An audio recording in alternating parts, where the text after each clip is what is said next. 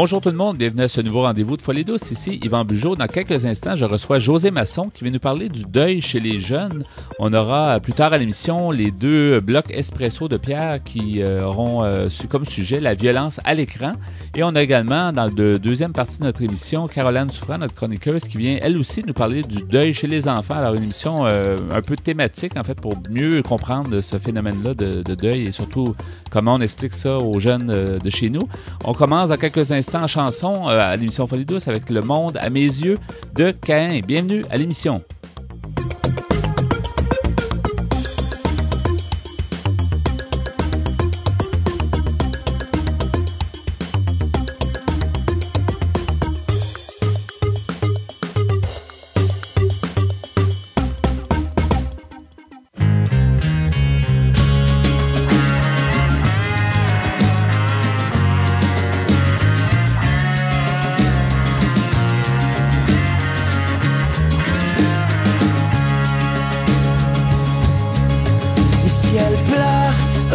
De la ville, moi je compte ma chance, y'a cette gros bill.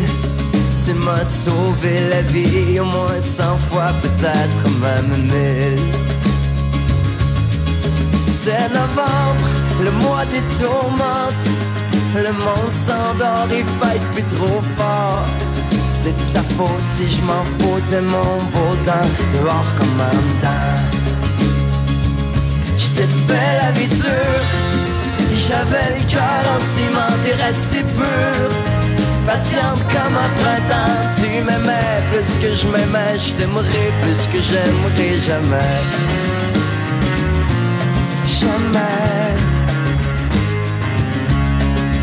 Tes regards me rendent meilleur. Je les garde sur moi comme porte-bonheur. Tu vaux tout l'or du monde. Tu vaux le monde à mes yeux. L'automne a mis sa robe du dimanche, moi je te regarde rêver entre deux silences. Le matin passe, la vie prend son temps, je te remercie d'avance.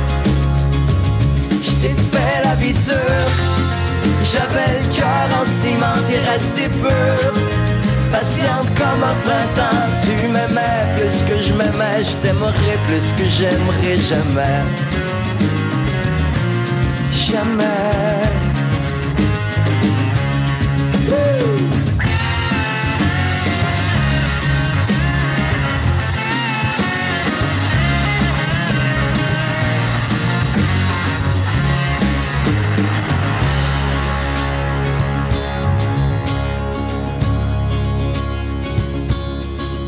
Tes mains choquantes, mon bon augure.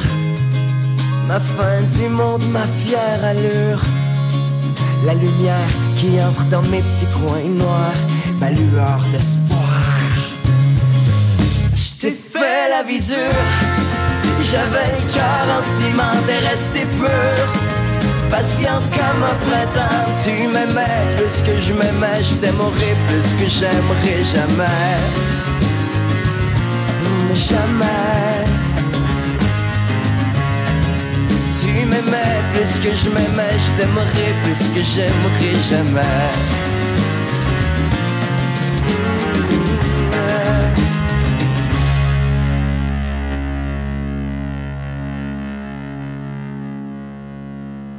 Que vous soyez au boulot ou dans l'auto, en moto ou à vélo, en manteau ou en speedo, vous écoutez Folie douce.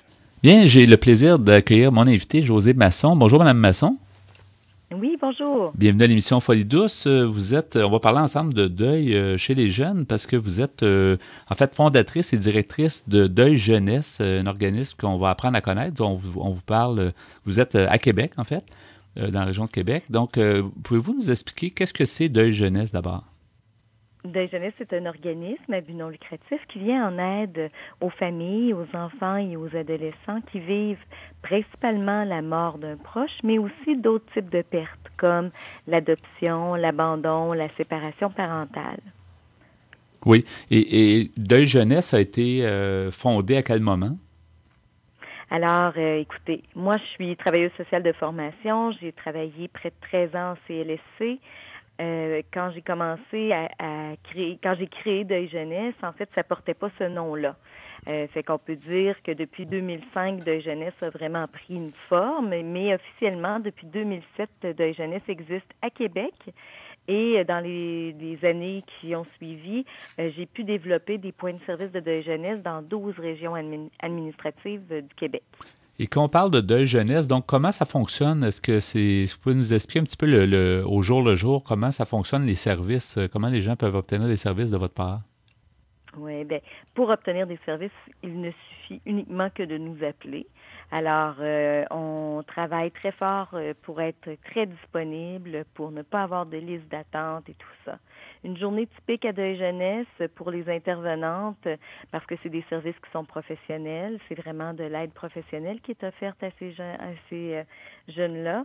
Alors, on rencontre plusieurs jeunes, soit individuellement, soit avec la famille ou soit en groupe de jeunes du même âge qui ont vécu sensiblement la même chose. Alors, il y a 3 types d'interventions possibles. Alors, chaque fois qu'on rencontre un jeune dans notre bureau, c'est toujours différent. Alors, c'est différent parce que le jeune a une personnalité différente, son histoire est différente, le type de mort est différent. Alors, on n'est jamais, c'est un travail qui est très, très varié, mais l'objectif, c'est toujours, de répondre à ses besoins, tout en respectant le rythme. Dans le deuil, il y a vraiment un rythme, même chez nos petits, même chez nos tout-petits, puis nos adolescents. Alors, on respecte le rythme. On s'assure que les besoins de ces jeunes-là sont bien répondus. On s'assure aussi que le deuil ne prend pas une tournure qui pourrait affecter son fonctionnement ou même affecter son développement. Et évidemment, on va donner beaucoup de trucs à ces jeunes-là. Alors, ça se fait vraiment de façon parfois très ludique avec les petits, puis sous forme davantage de discussion, puis d'aide un à un avec nos adolescents. Comment on peut dédramatiser le deuil? On sait que c'est quelque chose qui est un événement dans une vie qui peut arriver à quelques reprises, mais qui est souvent inexplicable. Comment on peut mettre ça simple pour les jeunes?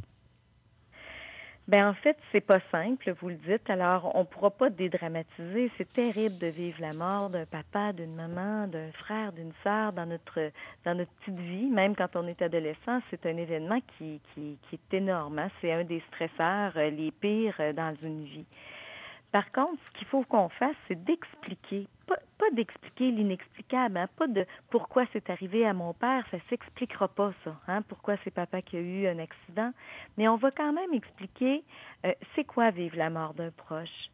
On va lui expliquer les cheminements possibles, on va regarder lui sa route de deuil pour qu'il sache qu'il a en lui, que l'être humain a en lui les capacités finalement de traverser les épreuves, de les vivre les épreuves et d'aller mieux. Alors, c'est ça qu'on va s'assurer. Moi, c'est sûr que j'ai vraiment une tendance à vouloir beaucoup protéger les jeunes endeuillés du suicide, parce que c'est sûr que quand tu vis la mort d'un proche quand tu es petit, l'idée d'aller le rejoindre, parce qu'on lui parle beaucoup de croyances, beaucoup, alors l'idée d'aller rejoindre le décédé est souvent très, très, très présente. Alors moi, je veux travailler dans une voie de prévention du suicide, c'est-à-dire on peut vivre les pires épreuves de la vie puis avoir une belle vie quand même. Et surtout, il va falloir que je travaille les maladresses des adultes. J'appelle ça des maladresses d'amour parce que des fois, on raconte à peu près n'importe quoi sur la mort à nos jeunes. On pense que ça les rassure puis que ça leur fait du bien, mais des fois, l'effet est inverse. Alors ça aussi, on va beaucoup le travailler. Oui, ça, c'est très important. Et pourquoi vous personnellement, vous avez un vécu de travailleur social avant d'avoir fondé cet organisme, pourquoi vous êtes intéressé au deuil particulièrement?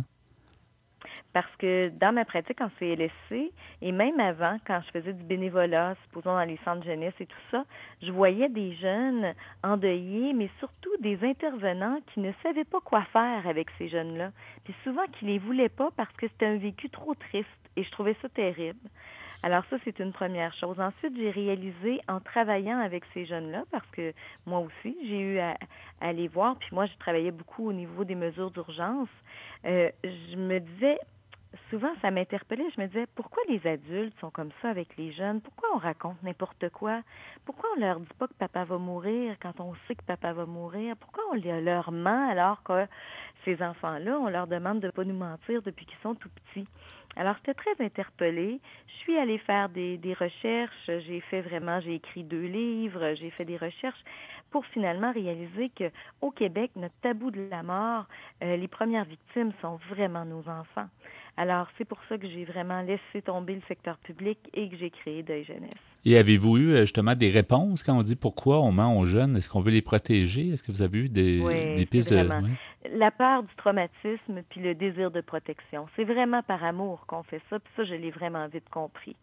Sauf qu'il faut comprendre que quand on ment, puis qu'on ne dit pas la vérité à nos jeunes, par exemple, qu'on dit que c'est un accident alors que c'est un suicide, nos jeunes, c'est des êtres sociaux qui sont exposés à la vérité au quotidien, parce que souvent, c'est nos jeunes endeuillés qui connaissent pas la réalité, mais c'est tout le monde autour qui la connaît. Donc, ils peuvent l'apprendre dans la cour d'école, dans l'autobus scolaire, les cousins le savent. Alors, c'est terrible pour un enfant de réaliser qu'il est le seul à pas savoir la vraie histoire, sa vraie histoire de deuil, alors qu'il réalise que tout le monde autour de lui le sait. Et là, ce qui se passe, c'est que la confiance en les adultes s'effrite. Et de quoi on a besoin quand on est en deuil? On a besoin des adultes autour de nous. Alors, c'est sûr que ça crée une séquelle énorme. Peut-être que le jeune se sent trahi jusqu'à un certain point même. Ah, vraiment. Ah oui, de la trahison, perte de confiance en l'adulte. Alors, troubles scolaires, souvent. Si tu fais plus confiance à maman, ton professeur, ça se peut que tu fasses plus confiance en lui. Alors, étudie plus, vois plus l'importance des choses. Tu sais, ça peut être très, très grave, l'impact de nos petits mensonges qu'on croit petits, hein, parce qu'on se dit, bah, tu sais, il y aura toute sa vie pour mieux comprendre. Mais non, tu sais, quand on a besoin du respect, peu importe l'âge qu'on a. Les jeunes, quand ils vous parlent de deuil, justement, comment ils perçoivent ça? Est-ce qu'ils voient ça comme, justement, plus simplement que nous, on pourrait penser qu'ils le voient? Qu'est-ce qui vous revient comme feedback, comme on peut dire? Bien, en fait, ça dépend de l'âge. Premièrement, il faut comprendre que nos jeunes, nos tout-petits, ne comprennent pas du tout la notion de fin absolue. Alors, on oublie ça, hein, ils ne comprennent pas c'est quoi la mort. On comprend la mort vers l'âge de 9-10 ans, puis pas tout à fait. Là, on commence à comprendre cognitivement la mort. Alors, c'est sûr que selon les groupes d'âge, la façon de voir et de nous en parler va être différente. Ce que je remarque, c'est que souvent, quand ça arrive, les adultes, c'est comme si le deuil, c'était un gros éléphant. Hein, la mort d'un proche, ça arrive, puis c'est comme un gros éléphant. L'adulte le prend en une bouchée et il doit essayer de le digérer. Et pourquoi il le prend en une bouchée? C'est que déjà, quand tu es adulte, tu peux tout de suite... tu viens d'apprendre la mort de ton conjoint, mais tu sais déjà que tu es maintenant une mère monoparentale, que tu vas avoir toute la responsabilité de tes enfants. Tu sais, tout l'impact de la mort vient en même temps. Nos enfants, c'est pas comme ça. C'est le même éléphant qui vient de leur arriver devant eux, mais ils prennent une bouchée à la fois parce qu'ils sont pas capables intellectuellement puis affectivement de tout prendre. Ils saisissent pas l'impact. Alors, c'est sûr qu'au début, ils vont vivre de l'ennui jusqu'au moment où ils vont saisir que jamais il va revenir papa ou jamais elle va revenir maman.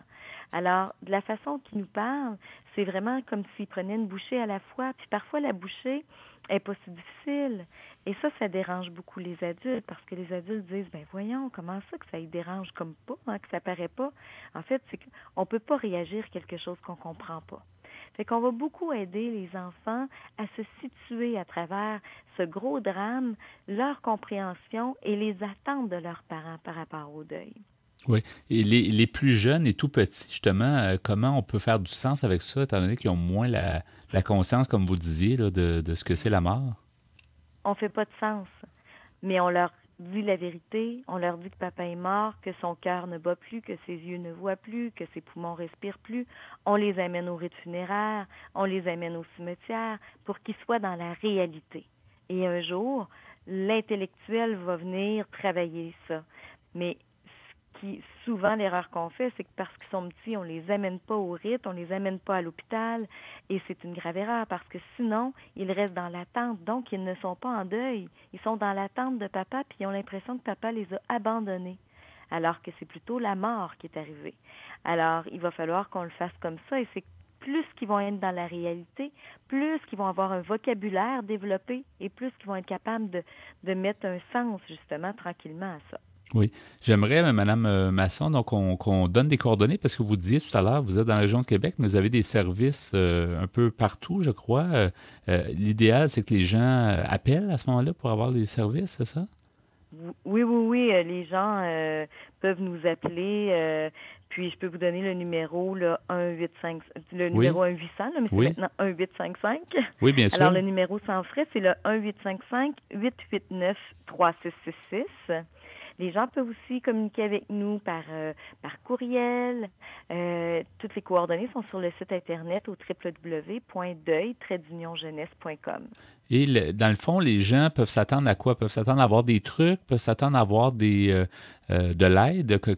Quand ils vous appellent ou vous contactent, qu'est-ce qu'ils peuvent? C'est de l'aide, c'est des trucs, ça dépend de ce qu'ils veulent. Parfois, ils veulent s'assurer que leur enfant va bien. Parfois, ils veulent savoir comment faire l'annonce. Parfois, ils veulent savoir s'ils amènent leur enfant au salon funéraire ou pas. Parfois, leur enfant a trouvé maman morte et il est en choc post-traumatique et ils ont besoin d'aide. Alors oui, effectivement, on va faire du suivi professionnel par rapport à ça. Alors, on a toutes les demandes. C'est vraiment, parfois, c'est des petits conseils, des fois, c'est des gros conseils. Ça peut être autant pour les homicides que pour tous les autres types de morts, la maladie, la mort subite, l'accident, le suicide. Alors, c'est pour des enfants de tous âges. Parfois, on a des mamans qui sont enceintes, le papa décède dans un accident d'auto. Comment je vais faire, moi, pour expliquer à mon bébé, à mon enfant, comment il va grandir? Je garde des photos, j'en garde pas. Fait que c'est tout ça qu'on reçoit tous les jours au quotidien. C'est extrêmement vaste comme sujet. On pense que c'est assez simple, mais c'est pas nécessairement le cas, effectivement, comme vous le mentionnez. Je pense qu'on s'en rend compte, là. Oui, c'est très complexe. C'est très complexe. Puis, je pense que c'est nécessaire que les gens, justement, dans cette complexité-là, aient des informations pour pouvoir prendre des décisions bien éclairées. Oui, bien, merci beaucoup de votre temps. C'est fort apprécié, Mme Josée Masson, donc de Deuil Jeunesse. Je rappelle le numéro 1-855-889-3666 et le site web www.deuil-jeunesse.com. Merci d'avoir été des nôtres à l'émission Folie douce. Ça fait plaisir. Au revoir. Merci, au revoir.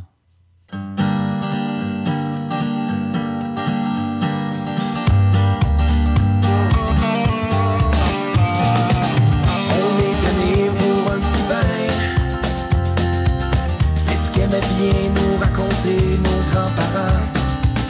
Ils n'ont jamais eu les moyens, n'ont jamais eu le luxe de penser librement. On était nés pour un petit pain. C'est ce qu'aimaient bien nous faire croire nos prédateurs. À ce temps que nos chefs mangent dans leurs mains, on n'a plus le choix, faut remettre les pendules à l'heure. On est en train de faire tourner le vent. Les Québécois changent le monde. Sortez casseroles et clairons. Plus le temps de perdre une seconde. C'est maintenant que le temps est bon.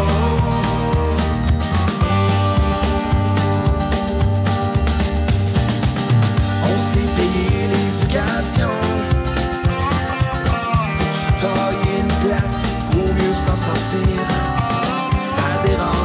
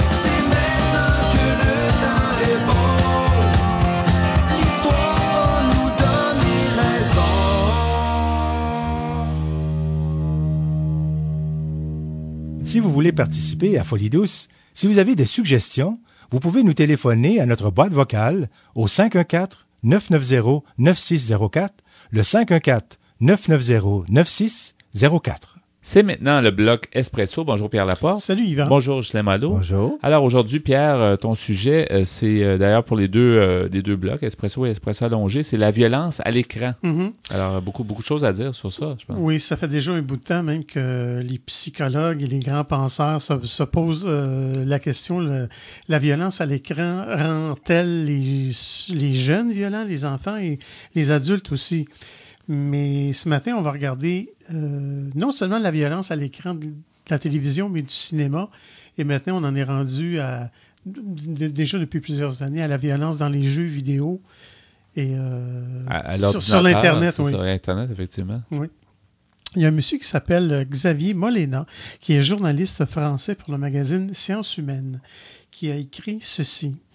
Le 5 juin 2002, près de Nantes, en France, un jeune homme de 17 ans frappe de plusieurs coups de couteau une de ses camarades âgée de 15 ans. Immédiatement arrêté, Julien, comme il se prénomme, explique qu'une envie de tuer quelqu'un lui était venue après avoir vu plusieurs fois le film Scream de Wes Craven, paru en 1996, et notamment l'après-midi même précédant les faits. Cette agression n'est que la dernière d'une longue série de faits divers où interviennent à des degrés différents des images, des scènes ou des scénarios tirés de différents médias. Beaucoup en tirent argument pour en conclure à l'influence des médias qui, par l'étalage complaisant de la violence, pousseraient à commettre des actes violents. Dans les cas extrêmes de passage à l'acte, c'est souvent le cinéma qui est en cause, et plus spécialement des films comme Scream, à tel point que certains ont pu parler maintenant de screaminalité, ou encore du fameux film d'Oliver Stone, Tueur né, Natural Born Killer, qui est paru en 1996. Mais M. Molina dit, mais au-delà, ce sont tous les supports de l'image qui ont pu être montrés du doigt, accusés de susciter, notamment chez les jeunes, des formes diverses d'agressivité. Bon, on les a nommés tantôt l'Internet, les jeux vidéo, mais c'est surtout et de loin la télévision qui inquiète parce que c'est celui-là qui est le plus regardé, en tout cas, aux dernières nouvelles. C'est celui qu'on ne paye pas. On paye, mais tu sais, on paye pas à l'acte. Dans le sens que c'est ouvert à plus de public. Au cinéma, tu payes ton billet. TV, tu ne payes pas pour ton émission. Oui, mais tu payes ton câble à chaque mois. Oui. Maintenant, on va parler des recherches, parce qu'il y a des recherches qui ont abouti sur des résultats assez différents et surprenants même. Il y a une recherche qui avait été dirigée par le psychologue Albert Bandura en 1963, donc ça fait déjà longtemps qu'on se penche sur la question. Alors, cette recherche est devenue un exemple classique. Les chercheurs présentaient à un groupe d'enfants une séquence où un adulte tapait une poupée en ajoutant des commentaires agressifs. Cette séquence était filmée puis projetée à un autre groupe d'enfants. Ces enfants étaient ensuite mis en situation de jeu avec divers objets, dont la poupée utilisée par l'adulte. Et le résultat, c'est qu'on constatait dans tous les groupes ayant vu la séquence des comportements agressifs beaucoup plus fréquents que dans le groupe qui n'avait pas été soumis à la séquence violente. Ces résultats étaient particulièrement nets chez les garçons. Maintenant, d'autres chercheurs ont effectué ce que l'on appelle des enquêtes de corrélation. Ainsi, les gros consommateurs de télévision ont-ils plus souvent poussé ou bousculé leur épouse et été déclarés coupables de crimes 3 fois plus violents que les autres hommes. Et les femmes télévores, comme on les appelle, elles, ont frappé ou étranglé un adulte 4 fois plus fréquemment que les autres femmes. Et les statistiques nous apprennent, par exemple, que l'enfant américain moyen aura été témoin à 18 ans de 40 000 meurtres et 200 000 actes violents. Et sur le long terme, les résultats vont dans le sens de ce qu'on appelle un noircissement du monde. C'est-à-dire que la violence déployée par les images aurait tendance à inhiber le téléspectateur plus qu'à l'inciter au passage à l'acte d'agression. Elle le rendrait plus craintif et plus insécurisé. Autrement dit, ça pourrait devenir banal, cette fameuse violence-là, à force d'en voir. À force d'en voir, on pense que c'est Il faut savoir aussi quel genre de film qu'on voit.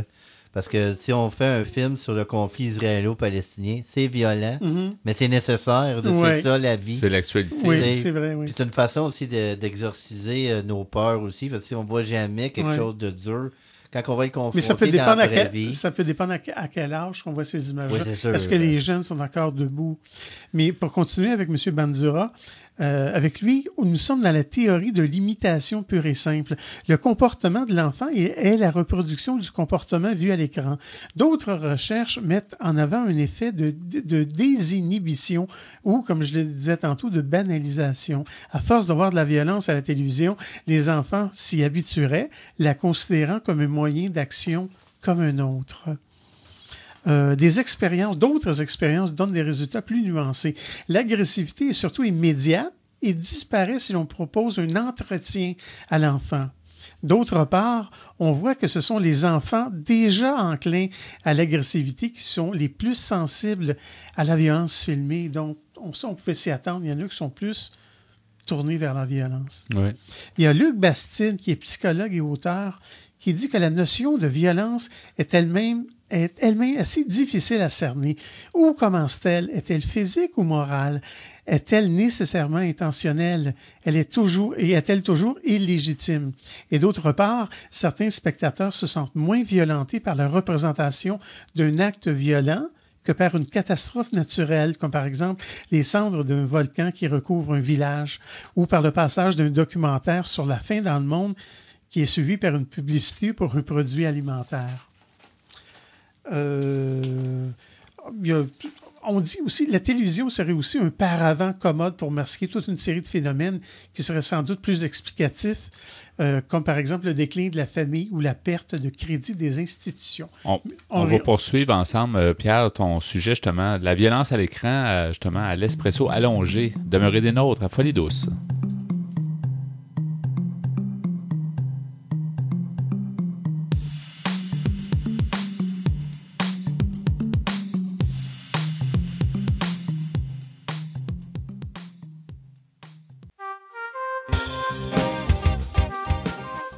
À venir dans l'émission Folie douce, notre collaboratrice Caroline Souffrant vient nous présenter son sujet « Le deuil chez les enfants ». À l'espresso allongé, on poursuit sur la violence à l'écran. Vous entendrez aussi en chanson « Dernier jour » de Hôtel Morphée et « Voir plus loin » de Claude Dubois.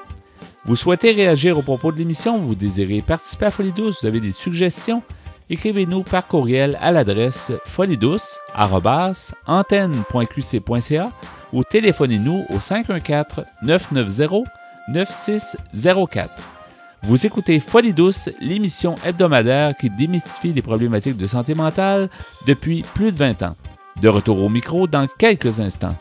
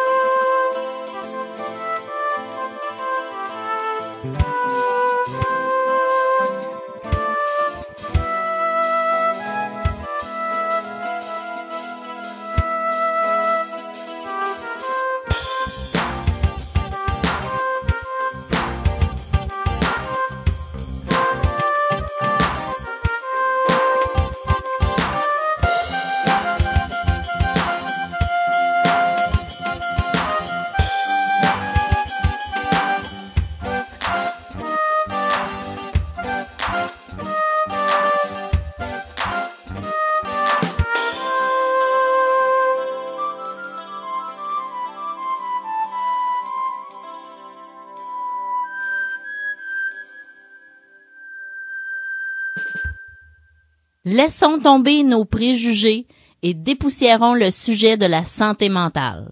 Nos chroniqueurs nous aident à y voir plus clair. C'est avec plaisir que je reçois Caroline Souffrant. Bonjour, Caroline. Bonjour. Bonjour. Alors, encore une fois, une chronique des plus intéressantes. On va parler d'un sujet qui est quand même difficile à parler, le deuil chez les jeunes, mais ça fait partie des réalités de la vie. Ça fait partie surtout aussi des problématiques de santé mentale. Alors, je pense que tu as fouillé le sujet pour nous aujourd'hui à Folie douce.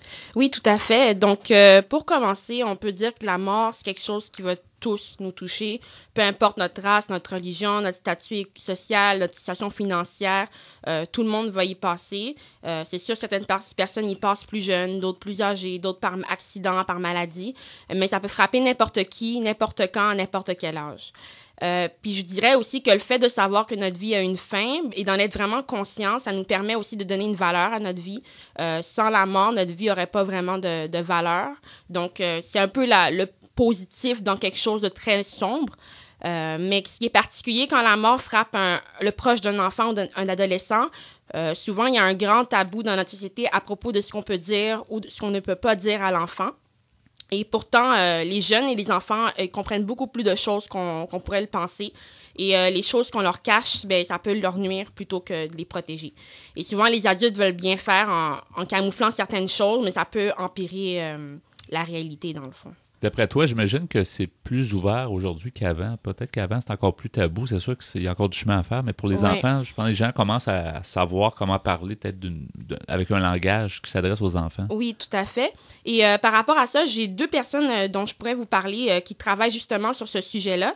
Donc, tout d'abord, il y a Mme Lynn Pion qui écrit un récit qui s'appelle « Est-ce que tout le monde meurt? » Et dans ce récit-là, on aborde avec une grande sensibilité et sans tabou le sujet de la mort et du deuil chez les enfants. Madame Lynn Pion, elle fait des conférences à travers le Québec pour parler du deuil et de la mort et pour détabouiser la mort, entre guillemets. Son livre est également disponible en anglais.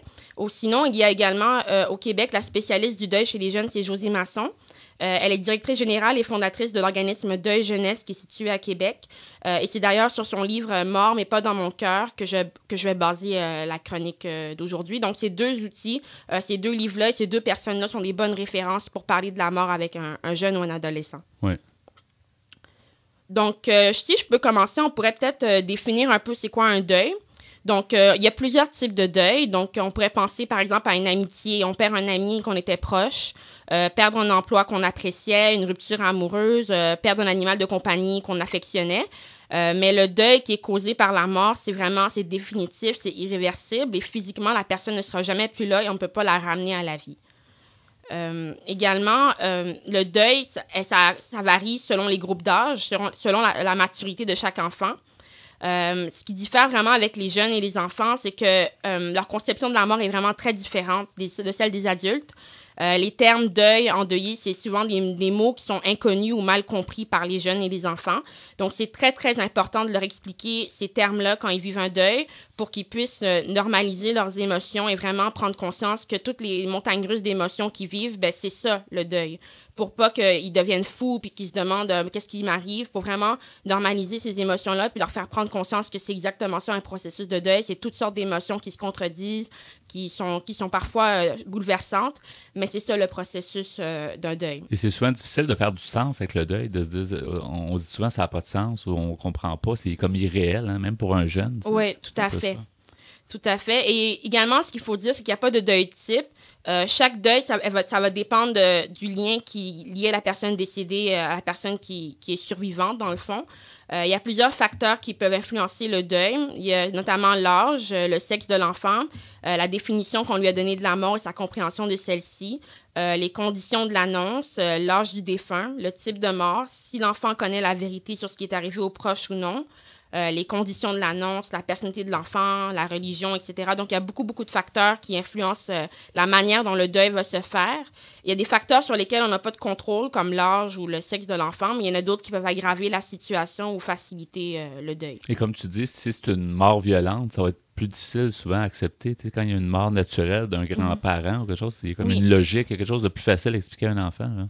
Oui, tout à fait. Donc, justement, quand on parle des enfants, selon les différents groupes d'âge, ça varie, la compréhension de la mort et du deuil. Donc, un bébé, par exemple, il va pas comprendre le concept de mort, bien évidemment, mais il va sentir les émotions des gens autour de lui, la tension, l'anxiété, la détresse, puis ça va beaucoup le déstabiliser.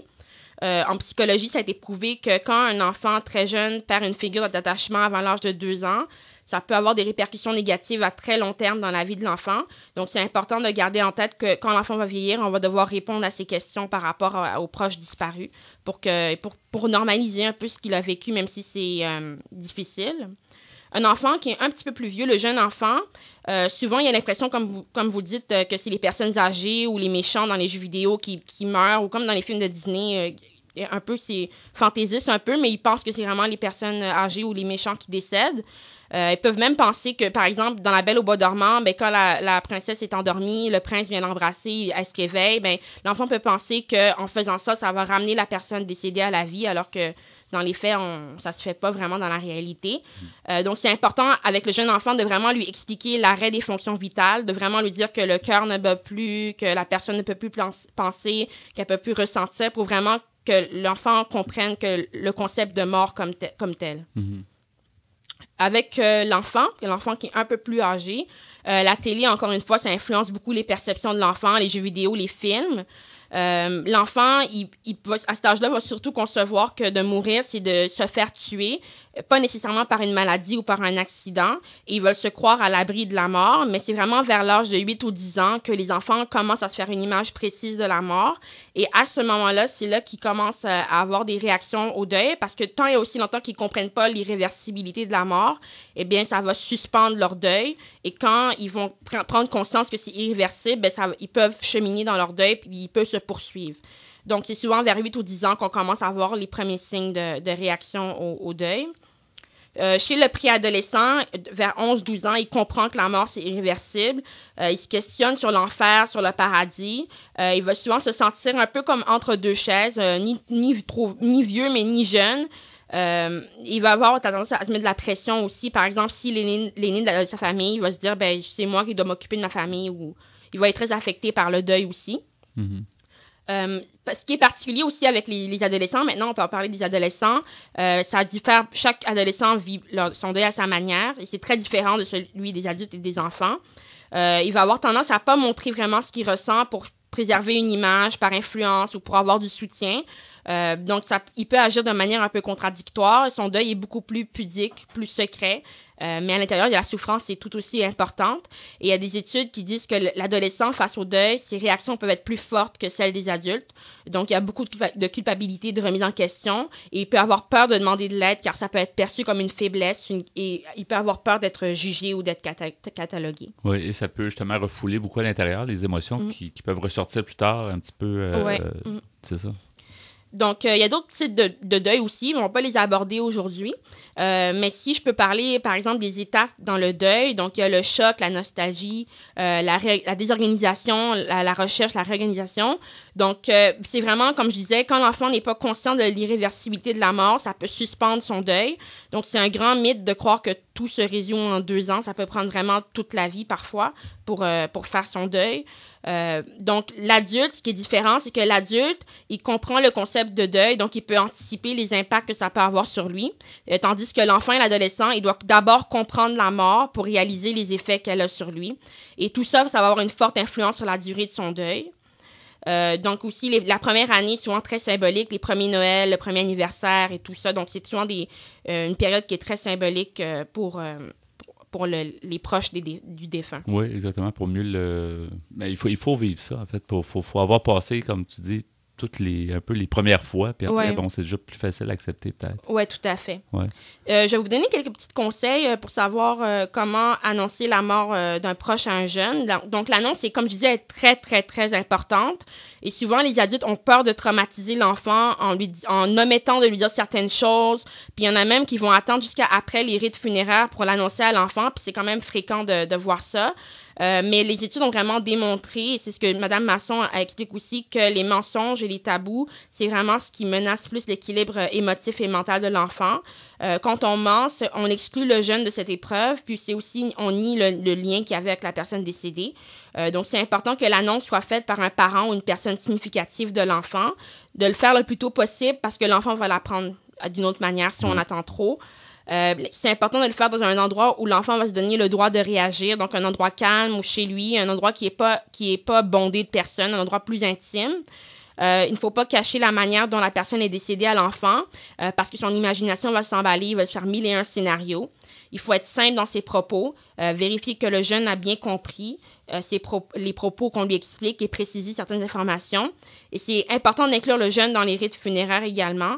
Ça lui permet d'amorcer son processus de deuil, de manifester son attachement vers le défunt et ça l'aide à faire le processus de deuil en quelque sorte. Oui.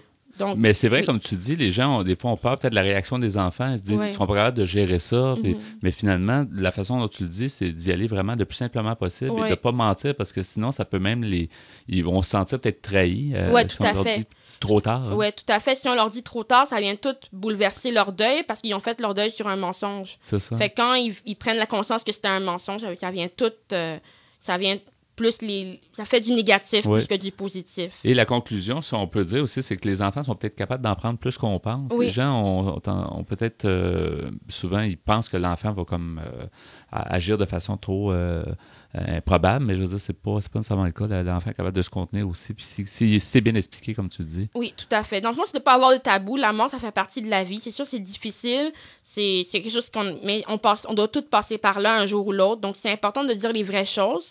Puis c'est comme ça qu'on va former des enfants qui vont devenir des adultes solides, qui vont être capables de composer avec la réalité, peu importe à quel point elle est difficile. J'ai l'impression aussi, Caroline, que le côté spirituel doit aider quelqu'un qui croit en quelque chose, va avoir un espoir de dire l'âme de la personne est juste partie ailleurs, donc va pas sentir que c'est une fin en soi, que c'est un peu ça doit aider. Oui, tout à fait. Et en fait, ce que Mme Masson elle dit dans son livre aussi, c'est que même si la personne décédée est plus là, dans le cœur de l'enfant ou de l'adolescent, la personne est toujours vivante dans son cœur. Donc, il y a quelque chose qui demeure malgré tout, même si la personne n'est plus présente, est morte, dans le fond. Pourrais-tu nous donner des références sur, justement, si on veut en savoir plus sur le sujet, là, je pense qu'il y a des ressources, entre autres, puis on pourrait peut-être rappeler les titres des livres aussi. Oui, tout à fait. Donc, il y a Deuil jeunesse de Mme Josée Masson, qui est la fondatrice, au 418-670-9772.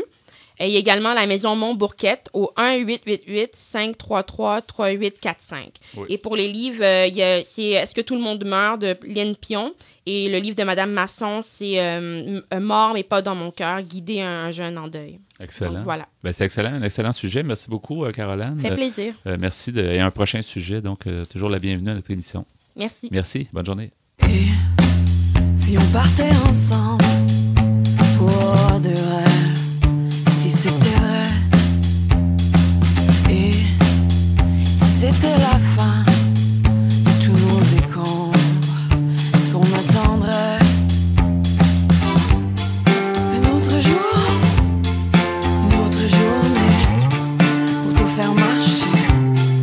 Est-ce qu'on peut marcher un autre jour pour que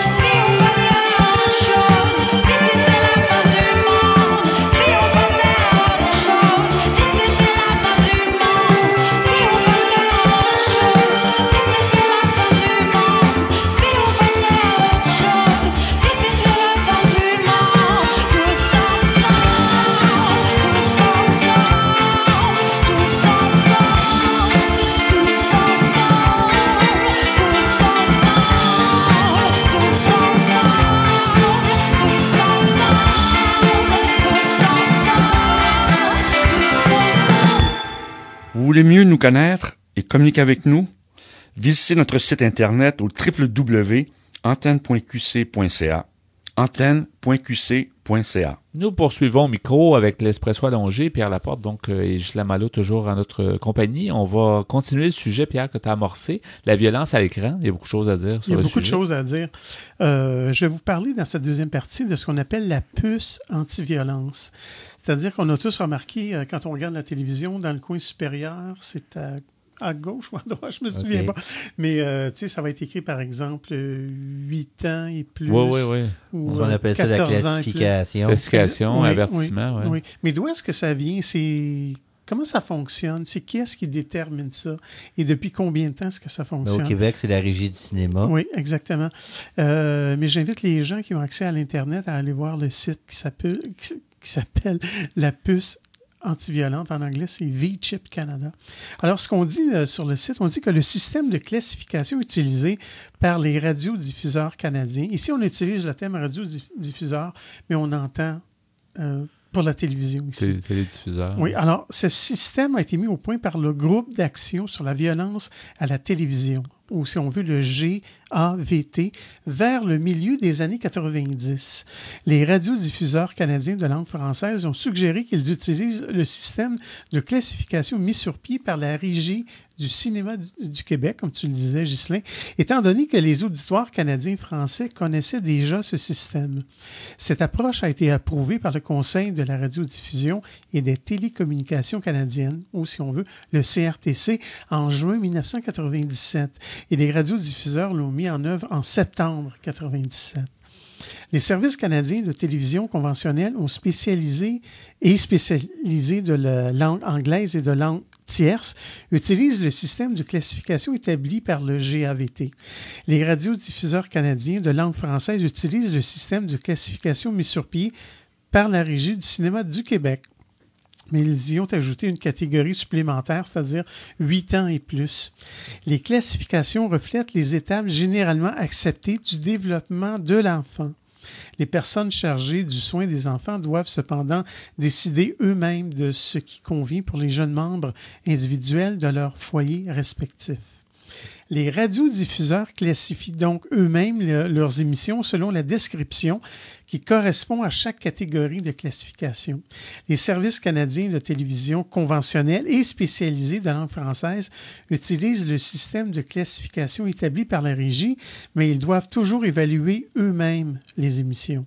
Ils ne peuvent pas nécessairement s'en tenir simplement à la classification affectée à un film ou à une émission, en particulier par la Régie, car il y a une différence entre écouter le contenu télévisé et payer pour voir un film ou acheter une copie d'une émission. Des fois, j'ai de la confusion face au classement. J'ai déjà vu Thelma et Louise côté 18 ans et le parrain 13 ans. Il me semble que j'inverserais. Oui. Et je me demande aussi au niveau violence, est-ce qu'ils considèrent aussi juste la violence physique? Parce qu'on sait qu'il y a toutes sortes de types de violence. La classification ne prend peut-être pas en compte tous les types de violence, du langage, des choses comme ça. Oui, mais je vais revenir un peu plus loin. Mais pour en savoir davantage sur la Régie du cinéma du Québec, on peut visiter le site. On peut aller sur le site du gouvernement du Québec. Et les téléspectateurs qui sont d'avis qu'une émission n'a pas été classifiée correctement peuvent déposer une plainte au Conseil canadien des normes de la radio-télévision. C'est le CCNR. C'est Conseil canadien des normes de la radio-télévision. Maintenant, on est tous assez familiers avec ce qu'on voit apparaître dans l'écran, au coin de l'écran au début des émissions. Par exemple, il y a G pour Général. Ça, c'est une émission qui peut être vue, louée ou achetée sans risque par des personnes de tout âge. Il y a 8 ans et plus, comme je disais tantôt, c'est déconseillé aux jeunes enfants. Il y a 13 ans et plus, puis l'émission ne peut être vue, achetée ou louée que par des personnes de 13 ans et plus. Les enfants de moins de 13 ans peuvent y avoir accès s'ils sont accompagnés par un adulte. À l'époque, c'était à 14 ans. Il y a eu une petite d'un an de différence. Oui. Ensuite, on passe à 16 ans et plus. L'émission ne peut être vue, achetée ou louée que par des personnes de 16 ans et plus. Ensuite, on a 18 ans et plus, l'émission qui ne peut être revue, achetée ou louée que par des personnes de 18 ans et plus. Il n'y a pas la cote, ce n'est pas bon pour votre hygiène mentale parce que le film est juste mauvais. Là. Aussi il y a toutes sortes de protocoles aussi sur l'usage de ces icônes-là qu'on voit apparaître. Comme par exemple, là, il y a la fréquence, c'est-à-dire que l'icône de classification doit être entrée pendant les premières 15 à 16 secondes d'une émission. Il y en a d'autres, je n'aurai pas le temps de tout couvrir, mais aussi les services de programmation canadiens sont tenus de couvrir les icônes de classification américaines par les émissions. C'est-à-dire qu'il y a des émissions américaines qui arrivent déjà avec une classification, mais ici au Canada, on doit ajouter notre propre évaluation. Alors, j'y reviendrai peut-être un peu plus tard au cours de la saison. Oui, donc la violence à l'écran. Merci beaucoup, Pierre Laporte. C'est intéressant d'en parler. Merci, Ghislain Malo. On poursuit en chanson à l'émission Folie douce.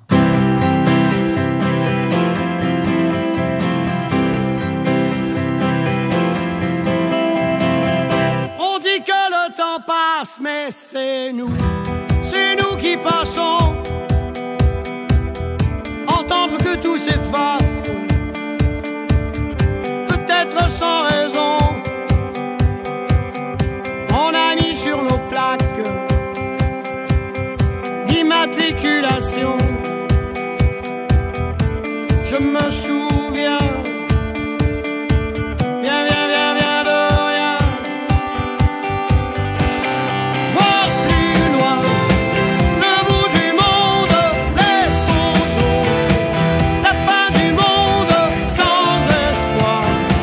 Sur une jambe, dans son sens, mon indécente, baiser les yeux ouverts, penser les yeux fermés, frôlant l'indécence de ton effervescente sensualité. L'éternité se moque de l'âge de la vie, comme de l'âge du monde, dans la fleur, dans la force. Voir plus loin sur nos plaques, le bout du monde, les immatriculations, la fin du monde sans espoir. Je me souviens sur une jambe, bien de rien, même pas du génocide, même pas des francadiens. Jeté plus de 15 000, oh loin, trop loin, sans excuse, sans remords, sans gêne, des têtes couronnées que l'on retient encore à s'en laver les mains. Voir plus loin le bout du monde, les sons la fin du monde sans espoir. Sur une jambe, dans son sens, mon indécente, on dit que le temps passe, mais c'est nous qui passons. Entendre que tout s'efface, peut-être sans raison. On a mis sur nos plaques d'immatriculation. Je me souviens bien de rien.